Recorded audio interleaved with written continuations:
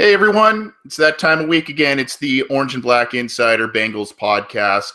I'm in the presence of greatness this week. I am finally rejoined by my co-host Connor Howe after a few week hiatus. Connor, for those of you who don't know, Connor has kind of big league.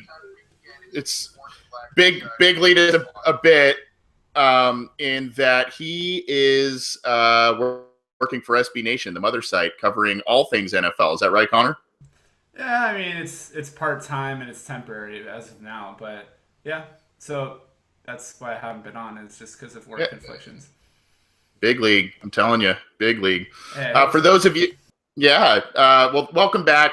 We are waiting on Scott Schulte. Unfortunately, he is having a little bit of technical difficulties on his end, and I apologize for those of you who joined us early on, right around our normal start time.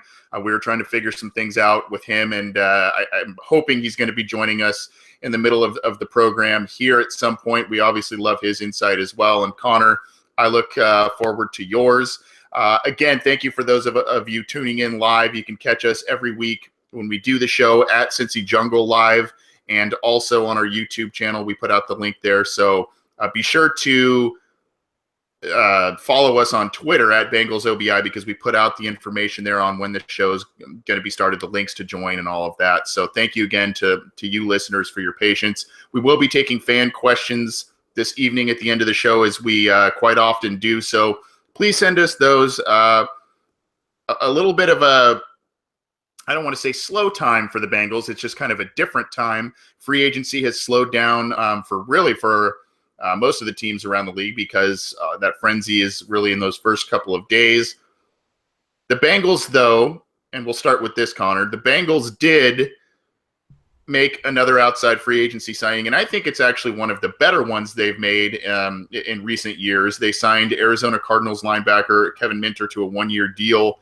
Kind of one of those prove-it deals. He's been a solid player, former second-round pick. He's been a solid player in the NFL.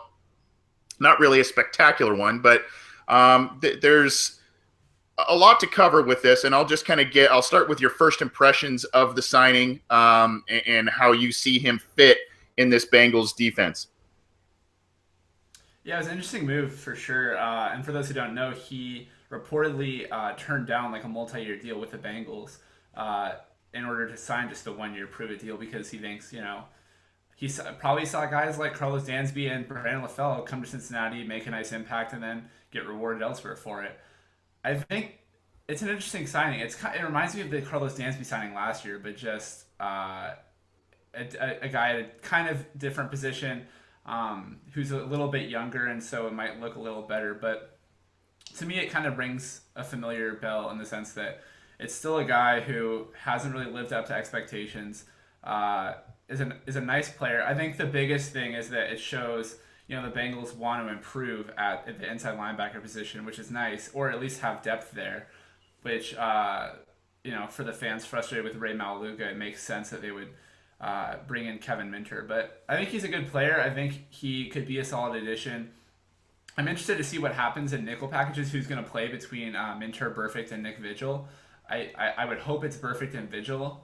But if Minter beats out one of them, or if it's a more of a three player guy, or if it's with Vinny Ray now four. I mean, the Bengals have a deep linebacker core all of a sudden, which is really nice to see, and it helps them focus more up front on the defensive line in the draft, because they already pretty much have the depth on the back, the defensive backs with corners and safeties, like almost all of those positions are already filled. So it really just makes the Bengals focused on the defensive line in the draft, specifically at the defensive end position, which I like. Yeah, you've definitely been on the defensive end kick for the Bengals at number 9, and I want to talk about that before we. Well, let's go there. It's mock draft season, so there's a lot of different options that are being thrown out for the Bengals at that number 9 spot, and obviously it's their highest draft pick they've had since 2011. So even though last year was not so much what fans wanted, there is a little bit more excitement this year, just because of the higher picks that they have and the amount that they have with 11. So one of the guys that has been frequently mocked to the Bengals, Connor, is Alabama linebacker Reuben Foster. And, the Bengals do. Foster kind of projects as maybe one of those guys in the middle that can roam the field a bit. The Bengals like to do things with certain players where, they may be a middle linebacker, but they throw them outside. They may, they've done some shuffling, and they like to see versatility out of players. Now, does the Minter signing, in your opinion, take Foster out of play at number 9, even though Minter only has that 1-year deal? To me, I mean, and my opinion probably varies a lot from other people. I think that it doesn't influence anything because to me it seemed like Foster's already out of that conversation because it's so rare that you see a linebacker or in this year's case a safety as well with Malik Hooker and Jamal Adams. It's so rare that those guys go top 10.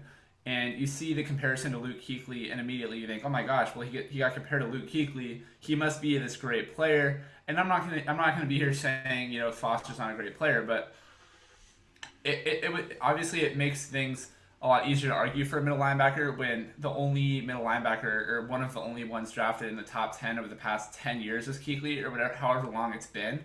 But linebackers are traditionally not drafted that high, or at least inside linebackers. And Foster, frankly, to me, just doesn't seem like he fit the Bengals. So to me, if he wasn't already out of the conversation, he should be. And other fans are gonna have different opinions on that. That's fine. I understand people like it. Team needs are really a matter of opinion, and the team probably has a lot different of opinions than most fans or most even draft pundits do on certain things. So, yeah, to me, it never really seemed like a fit to me. I think that's a good thing because I think the biggest needs if you're in the first round, the biggest needs for the Bengals to me seem like either a guy who can play on offense or an edge rusher. But as I said, it's all a matter of opinion. I agree with you. You said earlier that this Bengals linebacker core with the addition of Minter is a bit deep. And on one hand, I agree with you because you have a Pro Bowler in Vontaze Burfict. That's there. You have Vinny Ray, who kind of can play anywhere. They're high on Nick Vigil. And then they bring in Minter, who's only 26 years old and has got some good football ahead of him. So I agree with you there. But then you look at it and you go, okay, Ray Maualuga has some limitations. Burfict can't seem to stay on the field regularly because of injuries and suspensions and things of that nature. So, Foster could still be in play. I'm inclined to agree with you, though, that probably someone off of the edge or a wide receiver might be the pick there at number 9, and they may reshuffle some things, maybe move back if some guys, end up getting taken in front of them, however that plays out. But that is, that is pretty interesting. Now, one of the things that came with Kevin Minter's signing is the fact that I guess Marvin Lewis and Jim Haslett, the linebackers coach, basically said, "I'm going to be the middle backer," according to Marvin Lewis. And this was in an interview with Sirius XM NFL Radio. He's going to be the quote-unquote caller, which I guess is the signal caller like I was in Arizona. So is this a move, even though it's only a 1-year deal again? Is this a move that is showing either, number one, Ray Maualuga's out the door before this season starts, or number two, is Maualuga now just a backup and Minter is the entrenched starter? Do you believe Haslett and Lewis and what they told Minter supposedly? I believe they said that, but it's interesting to me because Vontaze Burfict has been that guy at weak side linebacker. He's been calling the plays from all indications, at least to me, and maybe Ray Maualuga's been involved as well. But if you're trying to sell a guy on this is why you should come to our team, of course you're going to tell him you're going to call plays. But I don't know. I'm not trying to say that what's reported on Sirius XM radio shouldn't be taken seriously. They're a pretty valid source, but I definitely don't think that Marvin Lewis or Jim Haslett are just telling guys, hey, or making decisions on the depth chart like, all right, it's March 22nd or March 21st, whenever it is that he made that comment, probably March 21st or 20th, and you're gonna be the guy. I think that's. I don't know. I obviously didn't. I didn't listen to the original recording, so I don't really have the context there. But it's totally possible that either one possibility being maybe he just said, maybe he got asked, where are you going to play, and he said, I'm going to play middle linebacker and be the guy calling plays.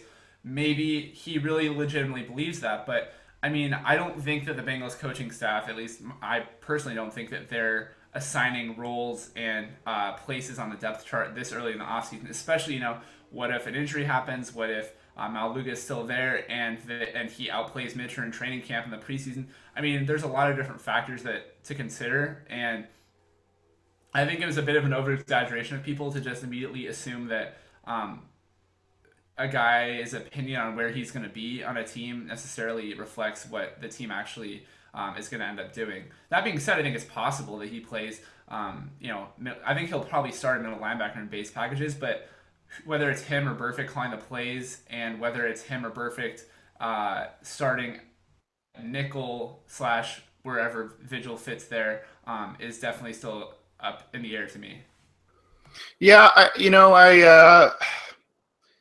I'm inclined to think that he's going to be the starter, and whether or not that conversation actually. Well, I think he'll start in base packages. I just don't know about Yeah, nickel. yeah, and I don't know if I fully believe. I don't want to call Minter a liar. Just less than a week of joining the Bengals, but I don't know if I fully believe that the idea was they were handing him a starting job. But I do think that he is going to be a heavy player, at least a two-down player for the Bengals in a lot of their packages. And I don't know what that means for Malaluga. This team isn't, even though they could use that salary and maybe sign another role player on either side of the ball, and get another outside free agent after they lost a handful of guys this offseason. This team has shown a penchant of keeping some of those veterans around, even though they may save some money here or there and could use it to get another player to help them out. I've been a little higher on Ray Malaluga than most. I do see a decline. I have seen a decline in his play, and obviously he was a one-down linebacker at best last year. That might be because of age and obviously coverage liabilities and that sort of thing. So going to be interesting to see if that is the case. I do want to welcome in, we do have Scott Schultze after a little bit of technical difficulties. Now, unfortunately, we don't get to see his beautiful face, but we do have the trio here today. We have just Scott's lovely voice joining us. Scott, we've been talking about Kevin Minter. Glad you're able to join us, by the way. But we've been talking about Kevin Minter, and I just kind of want to get your thoughts on him being a potential starter, and if the team might look elsewhere at number 9 than linebacker, especially Reuben Foster. He's kind of been an in vogue mock draft pick for the team. Yeah, apparently me and Firefox have not been very good friends today.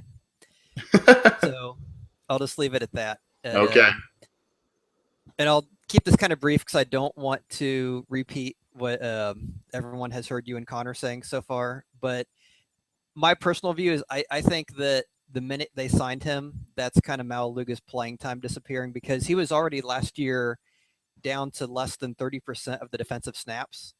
And if you look at their linebackers, Dansby was on 72%, Burfict was on 62%, and then Malaluga was down at 30. And if you look after week 5, his defensive snaps went way down. I forget what the exact number was, maybe 15, 18% of defensive snaps. Yeah. So he's pretty much already out the door. Dansby's obviously out the door. So I'm pretty well convinced that that's one of the reasons they have Minter in there, is for the purpose of replacing those lost snaps, especially with Dansby's lost snaps, and then with and just for replacing Malaluga. As far as Foster, I think as far as he goes, if he ever was in play, and I know a lot of mock drafters put him up there, and I think part of the reason they put him there is because there's just no great sure pick at that point. A lot of the elite players tend to be going in the first 5-6 picks. So after that, it's just kind of, okay, who's left? Oh, here's a linebacker. We'll give him to the Bengals. There's not a clear-cut guy who seems like, the guy for the pick. So there's no guarantee he was ever actually in the Bengals' radar. If he was, I think he's still in the radar. And the reason I'd say that is Minter's only signed to a 1-year deal. I know he's said the right things. The team has said the right things about wanting him long-term, but there's no guarantee they would get him signed long-term. If he has a great year, someone could overpay for him. You never know what would happen beyond that first year. And the Bengals are notorious for not playing defensive rookies in year one anyway. So there's a very good chance if they wanted Foster, they'd still take Foster. He'll end up sitting because he's a rookie. And then next year, if Minter leaves, he would replace Minter. So I think Foster would still be in play if he was ever in play to begin with. Yeah, it's an interesting standpoint. And, as you rattled off the names there of the last team's last linebackers that started for them last year, you noticed a lot of age there, whether it was Maluga, whether it was Dansby. There was a lot of age there, perhaps a lacking of speed. Now Minter is known more as a thumper guy, not a blazer, but he did run a 4.6 40, I believe, at the combine. So he's got some decent speed. And, even though it stinks kind of seeing some of these well-liked players of the Bengals leave, they did kind of make a concerted effort here to get younger and a bit faster in the middle of their defense. And even though the defense picked it up at the end of the year, played a little better, we saw some major areas of concern in the beginning part of the year, whether it was giving up some deep passes, obviously covering tight ends, which is part of a linebacker's responsibility. And then obviously the run defense wasn't the same towards the beginning of the year that we've been accustomed to over the past handful of years. So now this defense, much like the entire team in general, you've got a younger Andrew Billings that's probably going to step into some kind of big role. We don't know what's going on with Marcus Hardison, and if he has a spot. You've got a rangy Nick Vigil and a young Nick Vigil there, and then you've got a 26-year-old Kevin Minter in the defense that it could be an improved defense from what we saw last year just by getting younger. And sometimes, unfortunately, that's the nature of the NFL. And some of the guys, even though they've been they've been productive for a team for a lot of years, sometimes you just got to kind of turn the page, get younger and get faster. And hopefully that's kind of what the Bengals focus is this year. And now, even though they've only had 2 outside free agency signings, it appears that both of them are slated to be starters, whether it's Andre Smith at right guard, maybe even right tackle, but it sounds like they're looking at him at right guard, and now Minter in the middle of the defense. At least the free agent starters the outside free agent signings they have look to be starters. So we are curious to know about your thoughts on the Kevin Minter signing. You can get in touch with us in a number of different ways, whether it's on Twitter at BengalsOBI. We're live every week on our YouTube channel, so join us live. And if you can't, all of our content is there, as well as on Cincy Jungle and our SoundCloud channel. So check that out. We're also available on iTunes and all kinds of different media platforms. So please check us out. We appreciate the support. Couple of different comments in the YouTube chat. With talking linebacker, what happens to my guy Vinny Ray? I think we all agree that Vinny Ray is going to still be a rotational guy, kind of that Swiss Army knife backup guy that's going to play multiple different spots, spell guys. I think we can all agree on that. I think that the Bengals made a pretty smart move in signing Kevin Minter. On one hand, I like the 1-year contract. On the other hand, I wish they had maybe signed him to a multi-year deal just because of his age and overall productivity. But we'll see how it works out for him. And the team did make a move after kind of a slow start and seeing some guys walk out the door. So let us know your thoughts, and we'd love to hear from you. And we will be taking, as I mentioned earlier in the show, we will be taking fan questions at the end of the show as we normally do. So please send us those via YouTube or Twitter. Let's move on a little bit. There's been some new developments, and unfortunately we have to keep discussing this, but Adam Jones, as most or every Bengal fan knows, had an off-field incident shortly after the new year, and there was a felony charge, a couple of misdemeanors. Well, it came out after this long, drawn-out process of his court situation. The felony charge has been dismissed. Was the felony stemmed from him supposedly spitting on a prison nurse, that has been thrown out. Now it's kind of going to be interesting to see exactly what happens with him. But in terms of jail time, fines, or whatever. But that being aside, there might not be jail time for Adam Jones, even with his myriad of issues that he's had over the years. We've asked this before, and we tried not to be too knee-jerk about it, but we all kind of said, we understand the position of the team sticking behind him and at least seeing it play out a little bit, but we also, kind of want to see them maybe make a statement and say, we're not going to accept this kind of behavior anymore. Well, here we are now almost in April, and Adam Jones, through all of this, is still on the team, and there's been nothing really in terms of rumors or anything linking the team to saying bye-bye to Adam Jones. So, Scott, I'll start with you. Does the dropping of the felony change your mind about potentially the team cutting Adam Jones loose? And does it? I don't know. I'm kind of trying to find the right words here. Like, do you?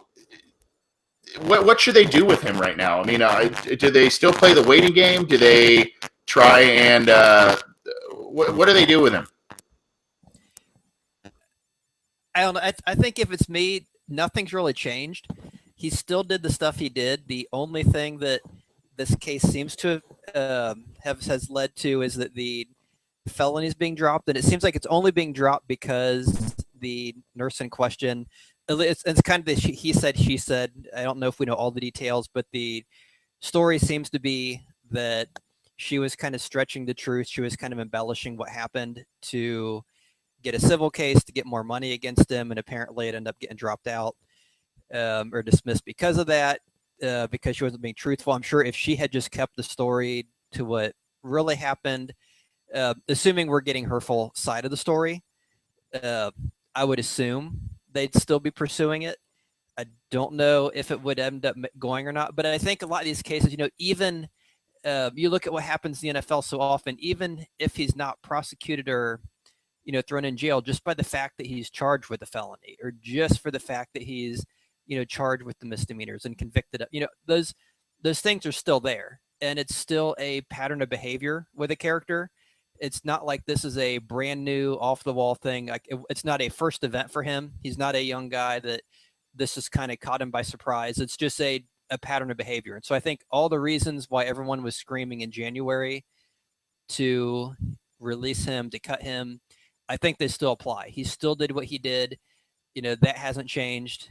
He's still that same person. So I think in that regard, I would have to say that, yeah, if you're someone that wanted him gone, I think you still need to want him gone. So I don't know if Connor disagrees with me. Yeah, I mean, personally, I think if you're asking should he be back, the answer is different than if you want him back. But I think with Jones, what always got me, and I think I said it like back when I was on the show, earlier in after like January, when the initial incident happened, was that what has changed between before Adam Jones' incident and now that has has changed our opinion significantly on who Adam Jones is. The Bengals employed him knowing that's who he is, and I mean he's done a lot of really dumb things, and I don't think any of his actions are excusable. And I'm not trying to say Jones did nothing wrong. I mean, obviously that was wrong. But if you're the Bengals and you're looking at this just from a totally on the page, like forget who Adam Jones is as a person. Just look at him as if you're running a Madden franchise. He still can play. He is still the same person that he was, however long ago. And for what it's worth, he seems like an okay. I mean, he seems like not like the greatest person on earth, but he has a heart. He like did all the whole charity stuff. He is reportedly going to anger management, stuff like that. So at least it seems like he kind of wants to like change. I don't know, but if you're looking at Adam Jones, he is like, it's just why cut him now? Like he's the only reason that you'd be cutting him. It seems like would just be a PR move. He's still a pretty fairly like cost effective player. He's worth the money he's being paid, at least in my opinion, especially if he's going to be more involved in the return game now that there's a lot of depth behind him at corner. Um, Again, like I really wouldn't feel either way about it. I could live if he got cut. I could live if he stayed on the team. The Bengals have a lot of young guys who, I think we all hope will see the field more, and maybe that means Adam Jones will become a punt returner on a more frequent basis, and maybe that's a good thing for him and for the team. But I think if you're looking at it from that angle, he really like. I mean, what's different? That's really my whole my whole argument there. Well, I think what might be different is the possibility of a suspension, even though he's avoiding this felony charge. But if the team wants to maybe, we talked about this last week, Scott. I mean, the Bengals let leaders go like Damata Pecco and Andrew Whitworth. They let them go out the door, and you hang on to Adam Jones after this issue. I just don't know what kind of message that sends. Again, they could be that there's talk of them maybe hanging on because they could save more money after a June 1st cut. That could be a possibility. Like I said, they might be waiting to see if there's a suspension coming for him. We don't know. It's good news for Adam that obviously this felony was dropped, and it looks like he might be a little more clear of some legal issues. But the guy's 34, 35 years old. He's still getting into this type of trouble. He's got a family now. He's got he's married. He's got kids, and at some point he's got to stop this kind of stuff. And this is the kind of stuff that unfortunately gives the Bengals a bad name. And we said, it could be a PR move if they cut him, but it also it could be just good for the locker room if they do that. But at this point, it's so far down the road, you might as well see what plays out with the rest of it, and you might as well see if a suspension is coming. And if a suspension is coming, that's maybe when you cut bait. Even though it might be a 1, 2, or 3 game suspension, it probably won't be anything hefty. But that's kind of my thought to it. We have a couple of comments in the YouTube chat from Michael Myers, hopefully not of Halloween fame. Move on from him. Need cap space for Tyler and Vontez next year. I believe he's had 3 chances already, so much for change. Brian McHugh says, my opinion is you give him an ultimatum, anyone can change. So obviously some mixed opinions here. Any other additional thoughts, Scott? Yeah, I think as far as the Bengals go, I think another reason, I think as far as the fans are concerned, the reason he hasn't been cut is I think a lot of fans are convincing themselves, well, it must be either that June 1st thing, or they're waiting to see what they do in the draft, or they're waiting to see what the league is going to do. I personally think that they just don't want to cut him. If you look at how they used him last year, I think he led the defense in 97% of defensive snaps, and even though they did sign Drake Kirkpatrick as that 5-year deal, and even though they have William Jackson's still going to be seeing his first action on a football field. We all know how Marvin Lewis reacts when it comes to playing guys who he doesn't trust yet. Yep. So I think it's very possible that they absolutely want him on this team unless he just falls apart, gets suspended, just becomes so old that he can't run anymore. And as much as I think the fans would like to see this team move on, I'm just not convinced that that Mike Brown and Marvin Lewis feel the same way. I mean, I could be totally wrong. I just think as much usage as he got, and even when they had a chance to pull William Jackson off of the designation to return from IR, the fact that they chose to go with Cedric Pierman. And I know there was also the Giovanni Bernard injury in there, but still, if you really wanted the rookie, the first round pick to play, you had the chance to play him. But they chose, to keep Dre, keep Adam Jones. So I think the team is convinced he's still the guy. And I think another thing to keep in mind is even if we want to have that money to re-sign those guys, that would be after the 2017 season. We still have to spend money in the 2017 season. And I know there's the salary cap, the salary floor they now have where you have to be spending so much. I don't know where they are in relation to that. I don't know what cutting Adam Jones would do to that salary floor. They may feel that they want to have his contract on the books because it keeps them from going below that.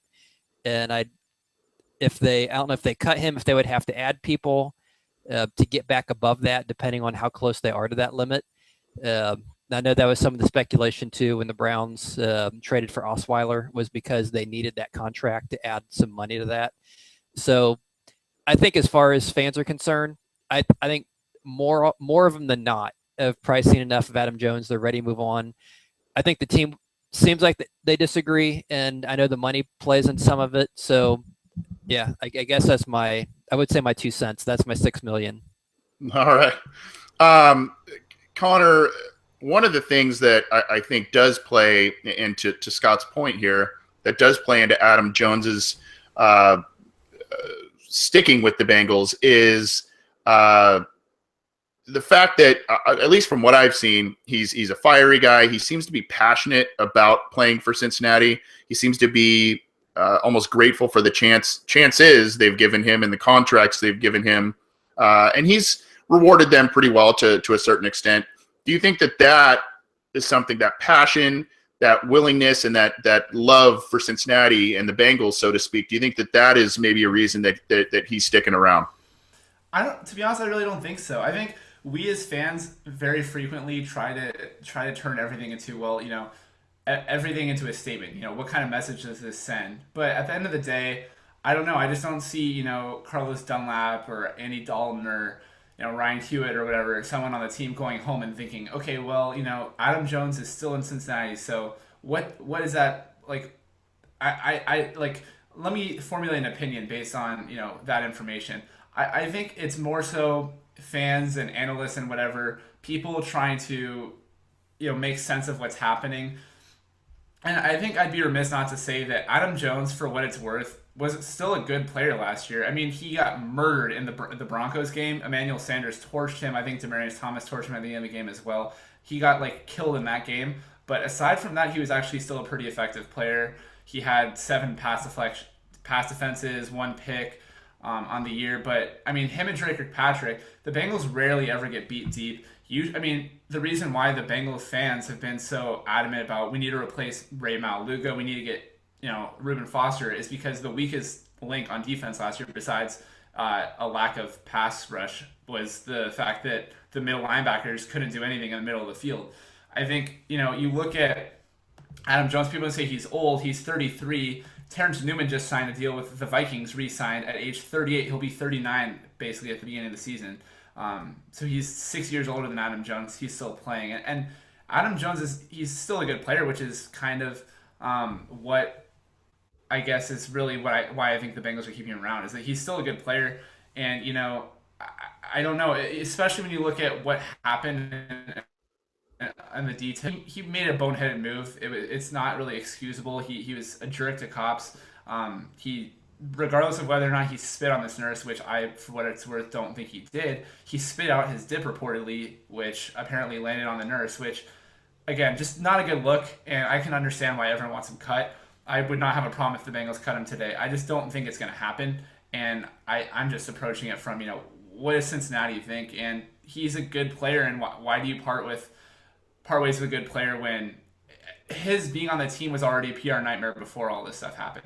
So I don't know. I guess it's kind of just that. I just think people are kind of reading into it a little bit too much. Well, he's here, at least for now. The Bengals do appear to have some sort of windfall in terms of high draft picks behind him if they do move on from him, and Kirkpatrick is signed, so they do have a tested veteran there. It's going to be interesting to see what the rest of this, how the rest of this plays out here, because obviously this is a pretty divisive issue, and it's not a guy that has been squeaky clean in his NFL career by any means. He's been a guy all the way to his college days that has had some sort of issues and or off-field incidents. Yeah, so it's going to be interesting to see, and obviously all the comments in the YouTube chat are pretty divisive. We've got some folks that want to see him go, and some others that say kind of give him another chance. And as of now, it appears the Bengals are going to give him another chance. So we'll see how it plays out. One of the things we do on most of our shows is fielding some questions, and we've got some in our YouTube chat. Again, you can watch us live on Cincy Jungle and in our YouTube channel, so check that out. Our content is available on our YouTube channel, our SoundCloud channel, obviously on Cincy Jungle and iTunes. So check us out there, and you can get in touch with us in our YouTube chat at Bengals OBI on Twitter and the obinsider@gmail.com. We love to hear from you. We love to hear feedback. So appreciate that, and keep the questions coming. I'm going to start with one gentleman. It's from Nick Marks. A lot of talk about O.J. Howard at number 9, and that's been a recent thing.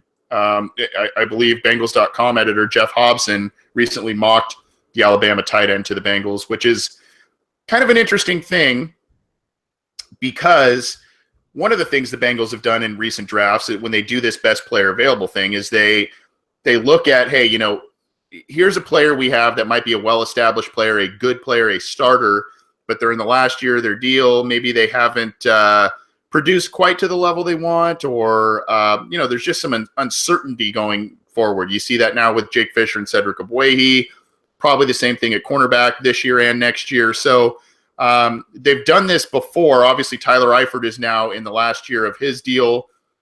Great player, can't stay healthy. We all know. Red zone machine, and this offense is much different when he's on the field and healthy. But the health thing, it's a big problem, unfortunately. And obviously, when the Bengals do talk about when they're going to talk to Tyler Eifert about an extension, which I'm sure they're discussing it, the injury issue is going to undoubtedly be part of the contract details or the discussions that are going on. So Nick says a lot of talk about O.J. Howard, the tight end at Alabama at number 9. Could Dalton pull a Peyton Manning and utilize 2 tight end formations in the Bengals offense successfully? Would you rather explore this option or go with a speedy wide receiver? Connor, I will put you on the spot first. I think it depends on what the Bengals' opinion is of Andy Dalton, because it seemed as though they preferred him in the shotgun and really just wanted to do the whole air, like West Coast offense, deep passes, take advantage of, basically just run the offense out of shotgun. But I don't know. It's interesting because they let Rex Burkhead walk. Jeremy Hill, from what it seems like they still believe Jeremy Hill's the guy. Which, again, I don't think you guys probably talked about that enough. But if that's really the case, why not add another tight end? Tight end depth doesn't hurt. It makes sense to have another tight end on the roster, but. To be honest, I really find it hard to see that happening. I think you only take O.J. Howard in the draft if you truly believe the Bengals are going. Well, if the Bengals say, "Hey, we're gonna run a more power-oriented offense," because you have, C.J. Uzomah, who I really believe in. He showed a lot of promise last year. Tyler Kroft is a solid tight end. He's not, the flashy playmaker that Eifert is or even Uzomah is, but he's a pretty good player who does everything right. Doesn't do anything, excellent, but a good player in most regards.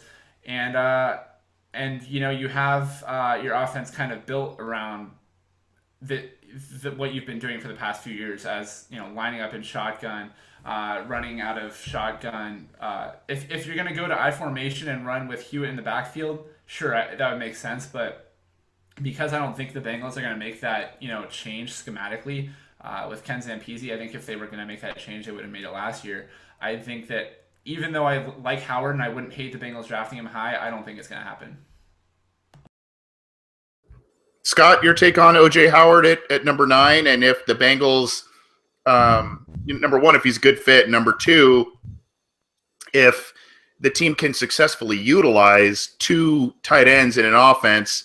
They re-signed Brandon LaFell. They drafted Tyler Boyd High last year. They obviously have A.J. Green. Giovanni Bernard is a threat in the passing game when he's healthy. So your thoughts of Howard at number 9, and if you'd like that pick as opposed to, an edge rusher or a wide receiver. Yeah, I have to agree with Connor. I think for some of the same reasons he gave. One, I'm just not convinced the Bengals could correctly use a 2 tight end set. Look at Zampese, who he had in front of him, as far as they never really used that. Even when they had Gresham and drafted Eifert, there was always one or the other. And then when Eifert was good, it was just Eifert. And then last year when he was hurt, it was just the backup. When Eifert came in, the backup kind of sat. There's no track record that I've seen of them using the 2 tight ends. I don't know if they could obviously change something. Marvin Lewis doesn't seem to be a person who tends to change things quickly. And I would be very surprised to see the offense change that dramatically to kind of change the scope of how they're running. They just seem to be a creature of habit somewhat. I think after 15 years or whatever Marvin's been there, we've kind of seen the things they're going to do, not going to do. So I don't really think they would be able to use him.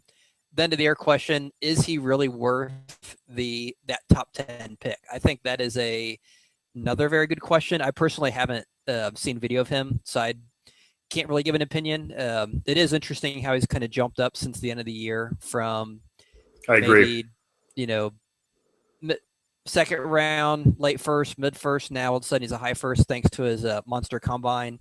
But you look at his usage at Alabama, and they really didn't use him a whole lot as far as a receiver. And so then that raises the question, well, okay, was it just scheme? Is it just they were so good doing other things they didn't need to use him? Or is he just not a good receiver? Is he one of these highly recruited 5-star, very athletic kids who just isn't, an NFL caliber pass catcher, can run the routes, make the catches? That part I don't know. If they truly feel that, yes, this guy makes amazing catches, he can get open, he can get separation, he can win, contested balls. He's truly a number 9 overall pick and he's the best player, then I would have no issue if that's the case. And I think that's the one thing we don't know is that the case? Right. And if you're asking me, I like the thought of OJ Howard. I like the thought of granted, Aaron Hernandez appears to be a very terrible human being, but I do like the idea of a Gronkowski Hernandez type of thing when you saw that a few years back in New England. But I think if the Bengals if they're sitting there at 9 and Corey Davis, the wide receiver, Mike Williams, a wide receiver, or a very good edge rusher is available, as well as Howard, I think you look at those former three types of players than Howard. I think Howard is a bit more of a luxury pick at this point, and I know they like to go best player available, but if there's a good wide receiver that you feel confident about, I would be more inclined to go with the wide receiver over the tight end, or a pass rusher if they feel that that's a better player than one of those wide receivers. Personally, that's my take on it. It's not to say that I don't think OJ Howard will be a good football player, a good NFL player.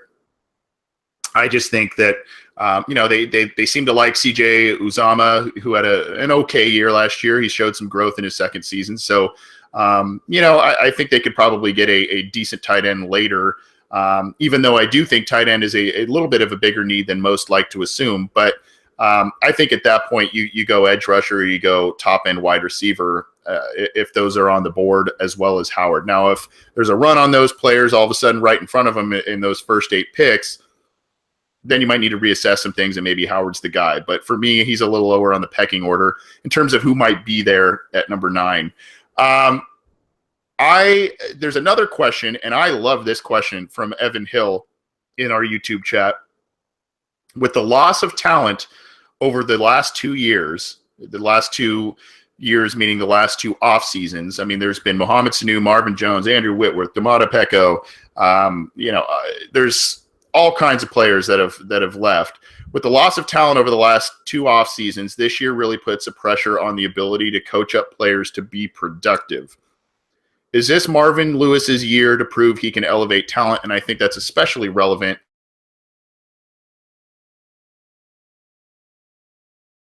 because of the results of ones like 2011 through 2013.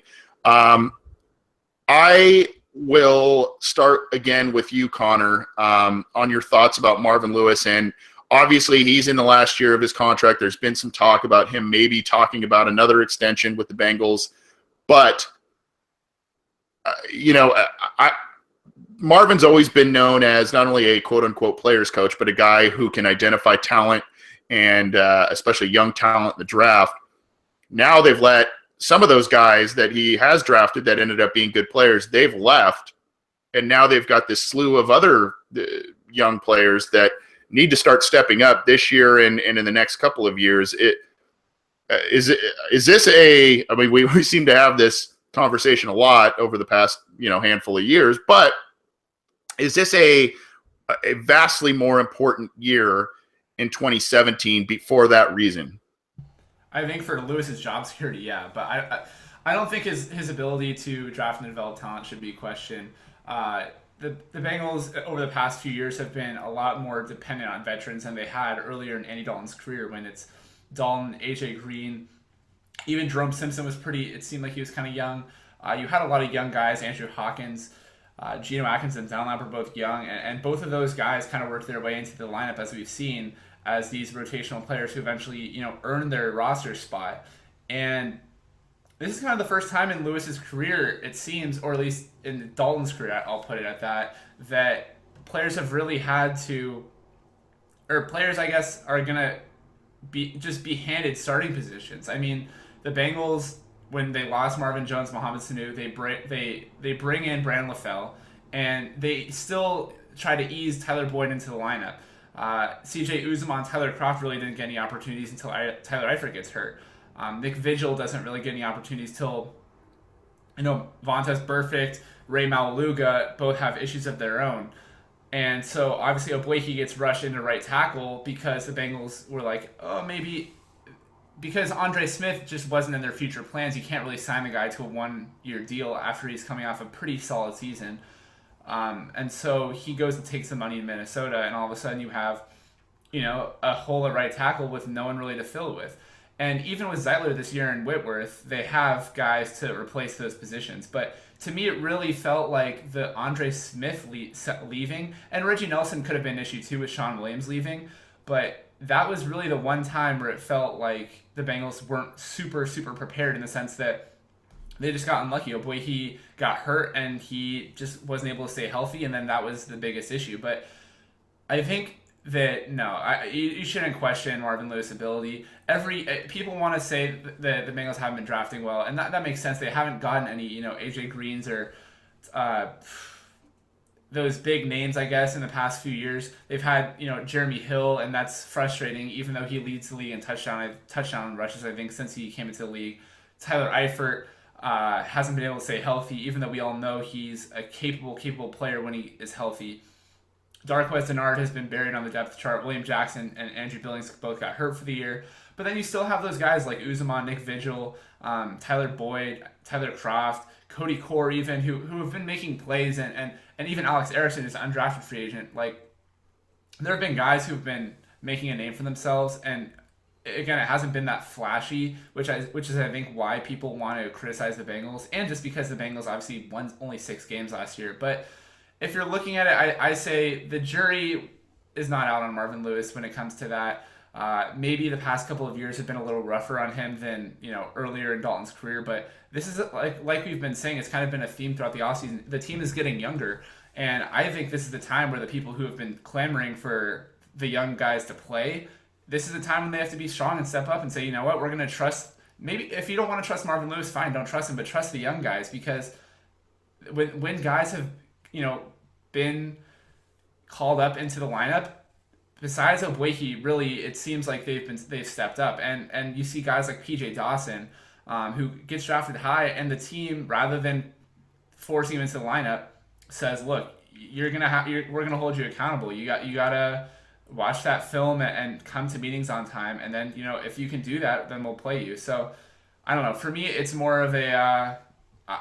I know that a lot of people are gonna disagree with me on this opinion. That's fine. I've come to terms with that, but I really think that after such a long time, one of Marvin Lewis's biggest strengths is his ability to develop talent and to draft talent. Scott, what do you think about this being a potential banner year or a potential disastrous year for Marvin Lewis in his final year as the Bengals head coach? I don't want to say final year definitively, but a final year of his contract as Bengals head coach with all of these new faces on the team. I'd have to think regardless of what happens roster-wise, we are probably looking at a Marvin Lewis year with I think we've learned after 15 years that nothing really changes. I mean, you're going to get a decent season 16. You're not going to go 16-0. You're not going to win a playoff game. You're going to be somewhere in between. And one scary thought, I think, is as you guys were talking, was there's people now who are probably in their mid-upper 20s who, say started following the Bengals when you were in junior high. The only thing you know is Marvin Lewis as a head coach. You really don't know anything else. And you get a little older, like Anthony's age, or even my age. You get really old. Up in the 40 mark. Easy. All they know is that horrible decade of the 90s and Marvin Lewis. And there's several ways to look at that. To me, that's a pretty scary thought, because how many years of that is no playoff wins, just it's kind of the same. And I know a lot of people are saying, well, there's a lot of obvious factors that went into that. It's not just all on him. But at the same point, there is supposed to be some sort of term limit. You could say that, hey, if you can't get the job done, we're just moving on. And I think, especially what you said about him getting another extension, it's almost kind of this complacency at this point that I think for the most part, I would think fans would have to be fed up. I know Marvin Lewis and the ownership obviously have a very good relation together. They kind of like what each one's doing.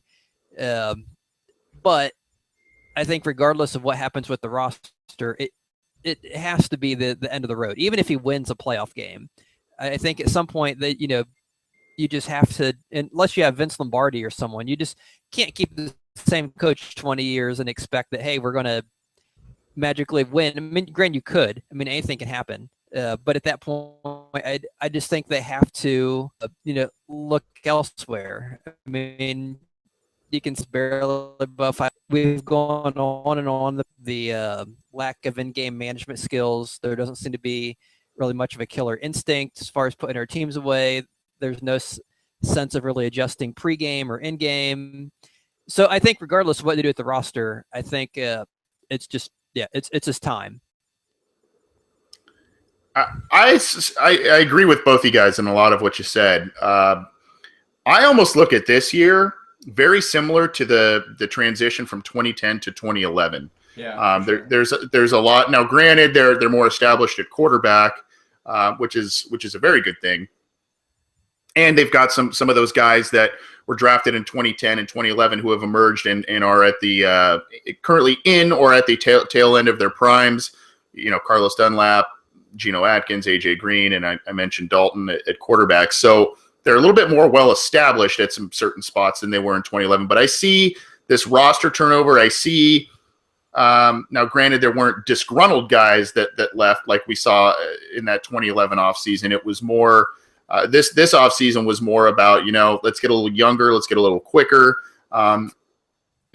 Now, unfortunately, they let one of their better younger guys walk in Kevin Zeitler, but they think they have a good stopgap in Andre Smith at guard, so we'll see how that works out. But I just see that turnover. Now, I think I'd have to look, but I think at the very least, Marvin Lewis was in consideration for Coach of the Year in 2011 based on what that team did. There were people picking them to get 1 win, 2 wins, maybe even 0 wins based on what that roster looked like in 2011, and they made the playoffs that year.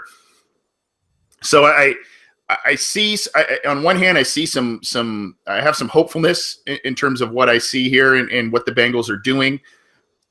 On the other hand, I mean, there's so many of the same constants in place. You know, I'm supportive of Andy Dalton, but he still is their quarterback and he's winless in the playoffs. Marvin Lewis is still their head coach. He's winless in the playoffs. Can he make this team competitive and maybe a bit more competitive than what it currently looks like on paper? Sure. I just I don't know if we're talking about the quantum leap that we all want in terms of playoff wins, deep playoff runs, that sort of thing. You know, there's some chatter in the YouTube chat about, you know, Marvin Lewis isn't really the problem. Obviously, it's Mike Brown, the owner. Sure. I mean, that there's a lot of things to criticize Mike Brown about with the Bengals, but he's also kind of supposedly loosened the reins a little bit and given control to other people. And in that time, the Bengals have been more competitive. So if I was Mike Brown and I saw what I've seen since 2003, including, you know, yes, some great playoff berths, terrible results in the playoffs. They've got some talent this right now, and they've got 11 draft picks. But yes, I think this is a big year for Marvin Lewis. And maybe, you know, usually when they do a contract extension for Marvin Lewis, it's in the January, February months. We're now getting into April, and there hasn't been talk of even one of those little year-to-year deals that he's been getting recently. So maybe ownership is kind of finally saying, you know, we've trusted your process. Mike Brown have trusted Marvin Lewis's process in terms of the draft and all of that.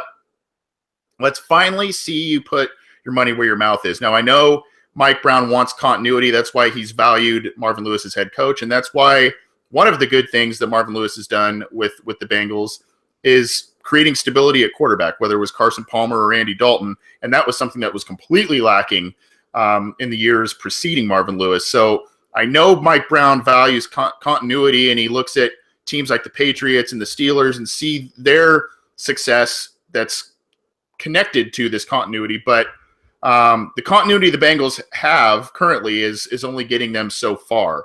Now, maybe these young guys grow up real fast and they get big roles and they end up surprising a lot of people, and the Bengals go on a deep run this year. We'll see. But to answer this question, I personally think it should be a make or break type of season for Marvin Lewis and this team. We've seen weird things happen with the Bengals and how they tend to reward certain coaches and players.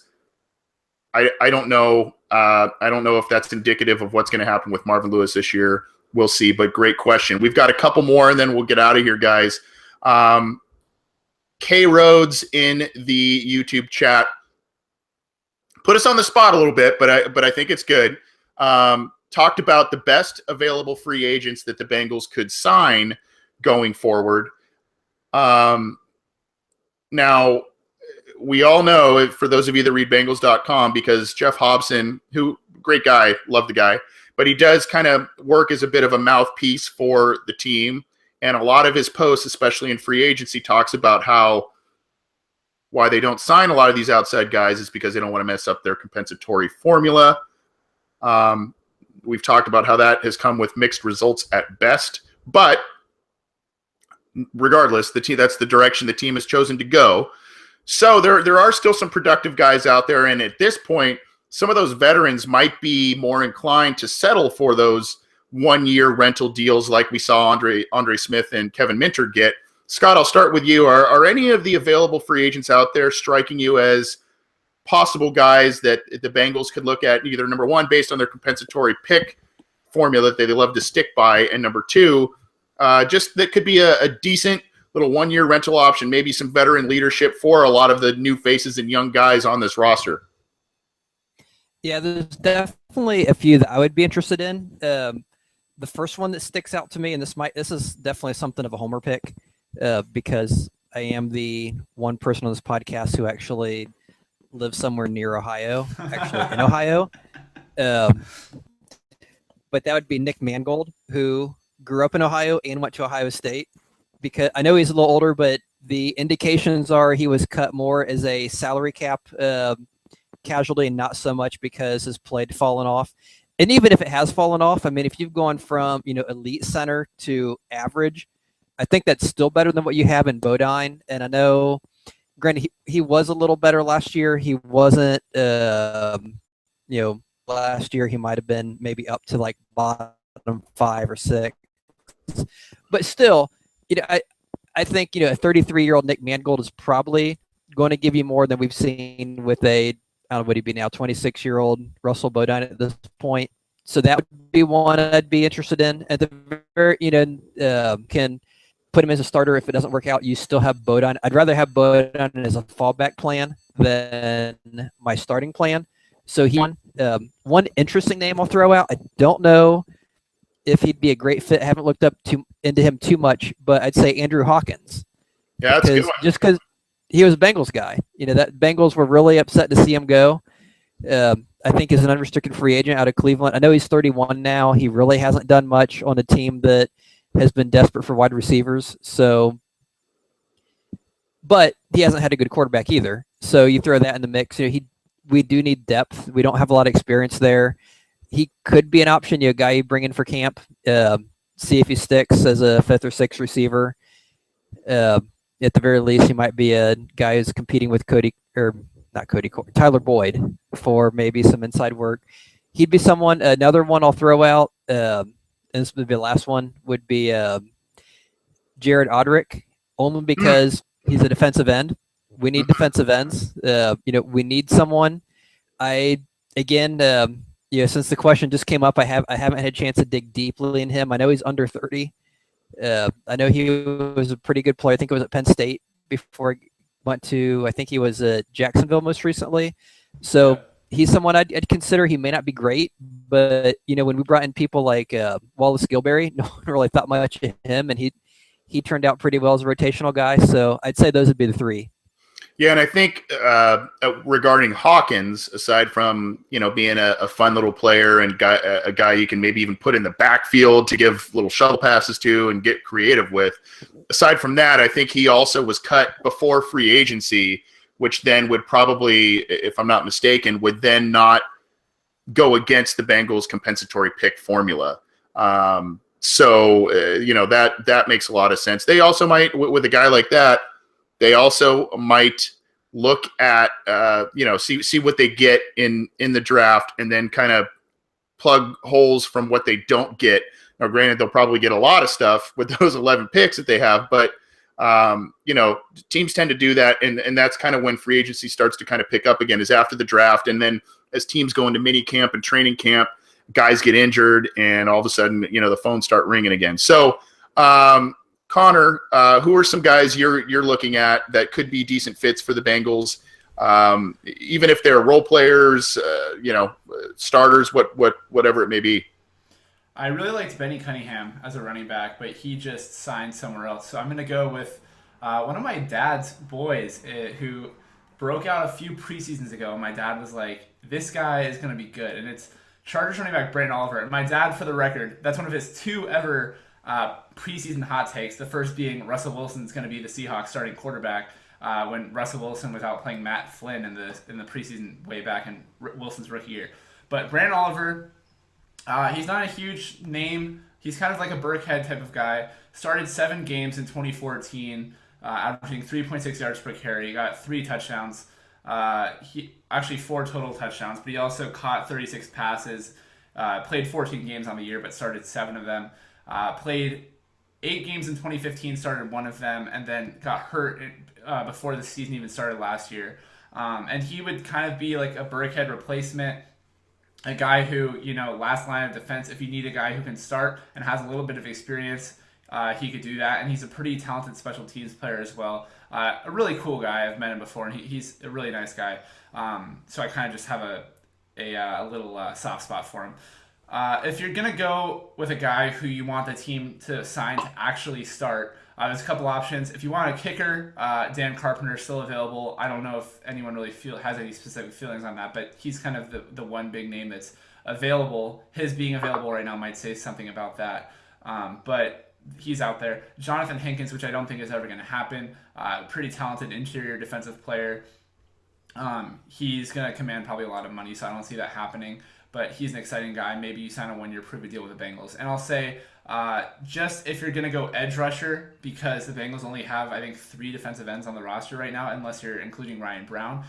You have a few options. You don't have anything really going on for you, but I'll give you Eric Walden, who had, 11 sacks last year for the Colts, played outside linebacker in their 3-4, but I think, if the Bengals like him in the 4-3, that would make sense. You have Devin Taylor, who played for the Lions last year in a 4-3, had 11.5 sacks over the past 2 seasons, so I don't know, maybe that's a little bit of him just being opposite Ziggy Ansah or whatever, and I'm not going to be the guy that's like, oh yeah, I've studied all the film on these guys, but both those two guys have numbers. And then I'll throw out an interesting name, Mario Williams. Really fits the Bengals mold. He's tall. I think he's 6'6", and he has had that production in the past. Maybe maybe the Bengals want him to come in and have like a little 1-year tryout for a career year. I'm not really a big proponent of the big name free agency signings. I don't really like most of them. And Mario Williams has clearly outlasted his welcome in Miami, and then he seemed like he kind of did in Buffalo as well. So I don't know, but if you want a reclamation project, Mario Williams could make sense. Normally, Connor, I'd call you out for being a little bit of a San Diego homer with the Brandon Oliver type of selection, but I do like how the Chargers utilize their running backs, especially. This has been the case since Phillip Rivers has been the quarterback.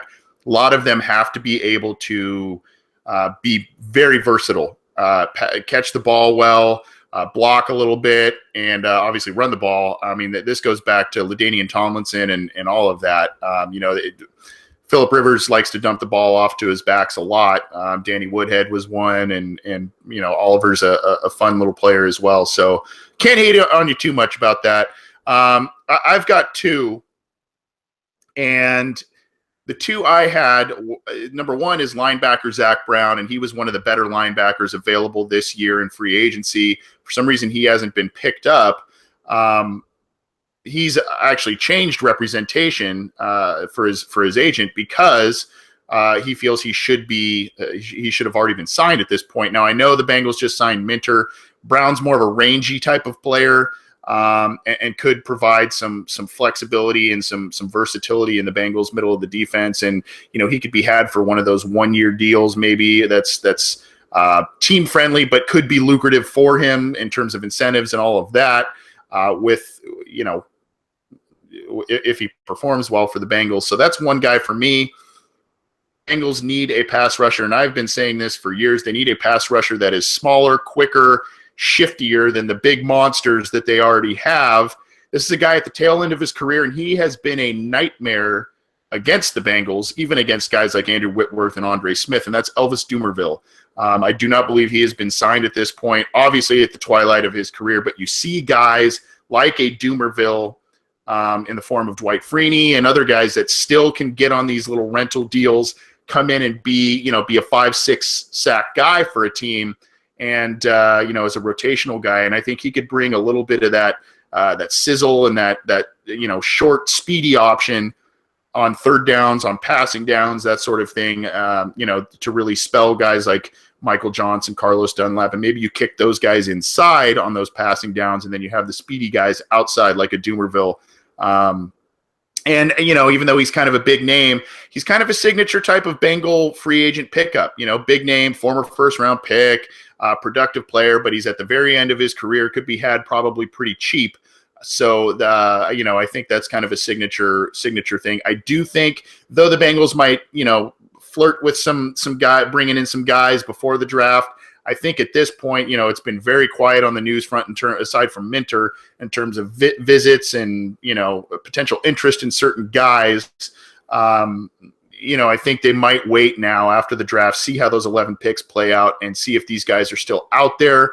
But those are two that I saw that are seemingly still available and could be decent additions for the Bengals there as they kind of try to round out the roster. And Dumerville he's I believe been a world champion. He's been to the playoffs a ton, and brings a lot of leadership in a locker room as well. Seems to be a pretty classy guy based on the message he left for the Ravens after they released him. So I wouldn't mind that signing either, especially if the Bengals maybe go offense at number 9 instead of a pass rusher, and maybe they get Dumerville to fill in there.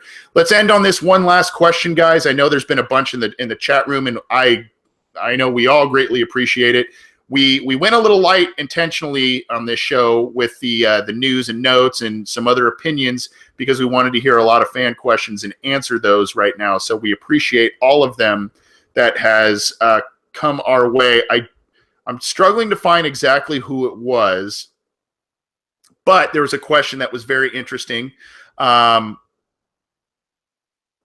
had asked us, who do we believe is going to have the most rushing yards this season? Giovanni Bernard, Jeremy Hill, or Rex Burkhead, who is now with the Patriots. So you look at Giovanni Bernard coming off of an ACL injury. You look at Jeremy Hill, who's coming off of 2 mediocre to slightly above average seasons, I guess. Still can find the end zone quite a bit. Burkhead never really got a fair shake in terms of touches with the Bengals because those 2 talented guys were in front of him on the depth chart. But now he's in a Patriots offense where it seems like almost anybody can thrive because of what they do offensively, how they change things up. And Burkhead can obviously catch the ball as well. So I guess we can look at total yards, because when we're talking about Bernard and Burkhead especially, those are guys that can catch. I do think the original question was rushing yards, but let's talk about total yards. Scott, I'll start with you. I guess we're kind of talking about overall productivity with their teams and in their systems. Now, granted, the Bengals might take a running back relatively high. There was another question in there about Joe Mixon in the second round for the Bengals. We've talked ad nauseum about that.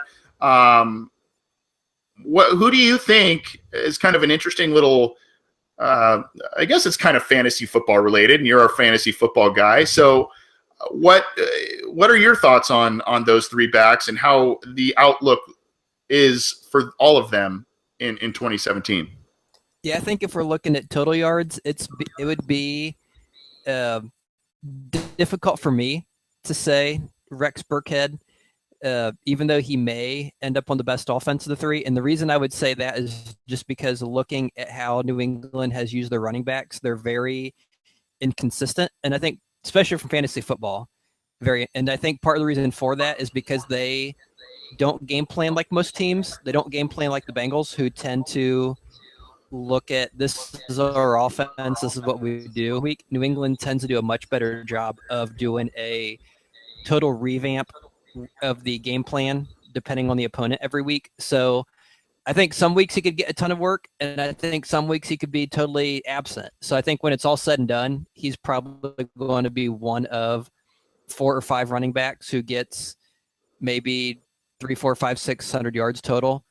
That being said, I don't think that's enough to pass Hill or Bernard. And I think part of the question too is, if it is Hill, we're assuming the Bengals, don't grab someone way too high like a Leonard Fournette, or they don't grab a Joe Mixon. I'm assuming I guess as of right now, I'd guess they would. In which case, I'd say, let's say they do draft someone like Mixon or Fournette. I think he replaces Hill, which makes Hill's workload go way down. So of the 3, I'd be inclined to Giovanni Bernard, just because I don't think Burkhead would get enough consistent usage. I think it's when you have to go back to the days of Corey Dillon and Antoine Smith, I think, to find New England using a running back as a feature main running back. Maybe Lawrence Maroney briefly for part of a season. So I think it's got to be either Hill or Bernard. Assuming they draft someone, they're probably going to that they would draft someone early, which is probably going to be more of a 3-down back or a bigger back, which means he'd be pushing down Hill's workload. So long story short, I'd say I'm going to go with Bernard. Okay, Scott. I'm sorry, Connor. You're good. I don't know. I've just always struggled with the idea that Rex Burkhead is going to be this superstar in New England. They paid him like more than they paid every running back they've had since Kevin Falk and some other guy. I think Fred Taylor. Um, so maybe that really is a sign of confidence that New England is actually pay him or play him and put him out there. But Jeremy Hill last year had 1,013 yards from scrimmage, even in a year that he really only had 2 good games. Gio Bernard last year was the first time he didn't have at least 1,000 yards from scrimmage, even being second fiddle to Jeremy Hill. But last year he also missed 6 games and only started 2. I I think Jeremy Hill is going to get the most. I think Gio will get second. I think Burkhead will get third. I think Scott put it well. I think the way they utilize uh, running backs in New England isn't necessarily the way that they're kind of the team that I most remember for being like, hey, Jonas Gray just had like 2 amazing games. Now let's just bench him and never play him again.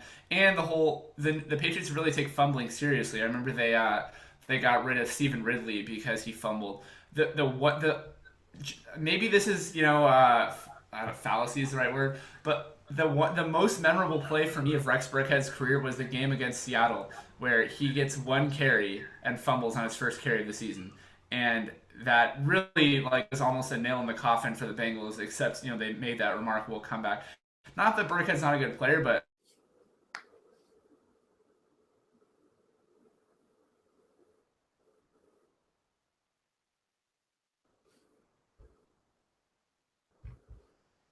that ball like he didn't fumble at all last year, which is really the thing he was focusing on the most as a player.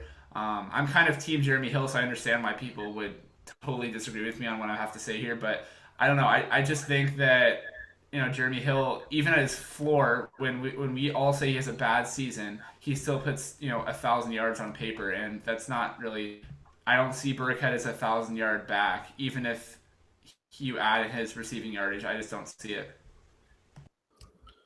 It's interesting you say that because I'm inclined to agree with you in terms of definitely in terms of rushing yards, and I'm going under the assumption that the Bengals aren't taking a Fournette or even if they do take Mixon, he's still going to split carries, I would think, with the guys on the roster. For now, I will say Hill as well. You look at the rushing yards since both Bernard and Hill have been on the roster. Hill has outrushed Bernard. Now, granted, he's had probably about 60 more carries a year than Bernard has had. But even in their closest year, 2015, Hill has outrushed Bernard. Obviously, you look at the receiving numbers of Bernard versus Hill. Now, Hill is for a bigger guy, Hill has contributed a bit more in the passing game than I think a lot of people originally anticipated, but he has taken some swing passes and done some stuff, dump off passes, that sort of thing. He hasn't really had the problems with drops or anything like that, which is good to see because you normally equate Bernard as kind of that receiving option. Obviously, Bernard has been at least 100 plus more yards in the receiving game than Hill has been. But overall, I think in terms of scrimmage yards per carry or scrimmage yards per year, Hill and Bernard have been pretty close. Burkhead, he's going to be fighting for some time. He'll probably obviously get much more touches than he would have received in Cincinnati, even if he would have re-signed this year. So the other thing that makes me kind of say Hill over Bernard is I don't know, and granted, I haven't heard anything negative about his recovery or anything from that knee injury last year. It did occur pretty late in the year. Now, granted, when these types of things have occurred with the Bengals before, whether they're knee injuries or Achilles injuries, guys like Leon Hall, Geno Atkins, they've come back and started the beginning of the season. Now, that year after, both of those guys kind of didn't really have outstanding years as their bounce back years. I don't want to say that's going to be the case with Bernard, but I think we all should be a little bit cautious in terms of what his recovery timetable is, rushing him back, and if that knee is going to be as strong as it was, before the injury, and maybe it might take him until 2018 to kind of be a really productive guy again. I don't know, but I think we should all kind of be aware of that. So a very entertaining question. I understand where people are coming from with, the excitement of Burkhead in the Patriots offense. I think he'll obviously have some nice games and probably some nice moments for that team. But overall, as it currently stands, I'm going to say Hill. Obviously, if the team gets a back, like Scott said, at number 9, maybe even in the top of the second round, that could change. Some people are saying, a new running back is almost a given in this year's draft for the Bengals, that they will take one. Marvin Lewis has come out and said that he thinks that the team can, quote unquote, fix Jeremy Hill, whatever that means. But, they lost Kevin Zeitler and, Andrew Whitworth, which were two of their better blockers. It's going to be interesting to see, regardless of who ends up winning that bet, I guess, between those three. It's going to be interesting to see how the Bengals backs fare behind this new offensive line that they'll be trotting out there. Thanks for the questions, guys. This has been it's been awesome. We've had a lot of live viewers tonight. We appreciate that. You can, if you weren't able to join us live, you can check us out. When you are able to, on Cincy Jungle and on our YouTube feed that we have going every show. You can check out our content at Cincy Jungle. We kind of splice, we have the entire show, but we splice it up in other portions as well. So check that out. We're also on iTunes. We're on SoundCloud. We have our YouTube channel. So check us out there. You can get in touch with the show on Twitter at BengalsOBI. Also via email, theobinsider@gmail.com. Great job by the listeners tonight. We appreciate all of the questions. We're sorry we couldn't get to a lot of them. There were still some very entertaining ones that we just didn't have time for. Gentlemen, we're going to wrap it up. Any final thoughts for us, Scott? Even though we can't see your pretty face tonight, we're still glad you're able to make it happen, buddy. Well, you're not missing a whole lot. I will say it's very interesting you mentioned how they said they could fix Hill, because they also said earlier this year they could fix Nugent. And we all know how they fixed him. They eventually cut him and brought in Randy Bullock. So if that's their way of fixing. They fixed Dalton, man. Have some faith. Yeah. Well, it's a good point. I understand the cynicism. But thanks for joining us, Scott. I apologize that you're experiencing some difficulties, but we made it work, and I'm glad you were able to pop in and join us. And Connor, back, the triumphant return of Connor Howe to this program. We appreciate you making it happen. And any final thoughts any final additions on thoughts that you want to add, Connor? Taco Charlton or Solomon Thomas in the first round. Mike Brown. I had a feeling that it would center around pass rusher. And for those who don't know, and by the way, we should make this this is my final thought. We should make I don't know if you want to call it a poll or a plea or what have you, to get Scott Schultze on Twitter. We need to get him on Twitter. We need to get him on there. We need to have, not only does he write great things for the site, but we need to have him out there, because if he creates an account similar to what Connor's has morphed into of late, which has been, I don't know if you want to call it adversarial, not adversarial, maybe controversial. I think if you need to follow Connor, he's at How NFL. I'm at CJ Anthony CUI, and we've got it. So we should have a listener contest, not only to a plea for listeners to get Scott on Twitter, but for them to create his Twitter handle. I think that'd be a good little thing. What do you think, Scott? I guess I'm up for anything. I do have a postal. Do you want to reach me? Okay, we could Scott the historian. I think might be a front runner at this point. But anyways, folks, thanks for tuning in. Sorry we started a little later than usual. We appreciate you hanging with us, tuning in live. Check out all of our content. Check out the content at Cincy Jungle from writers like myself, Scott Schulte and Connor Howe. Check out SB Nation's mother site as well. Connor Howe's writing and doing some news desk stuff there. So check out his stuff there. Thanks so much. This has been the Orange and Black Insider Bengals podcast. I'm Anthony Cosenza for Scott Schulte and Connor Howe. Hoo day.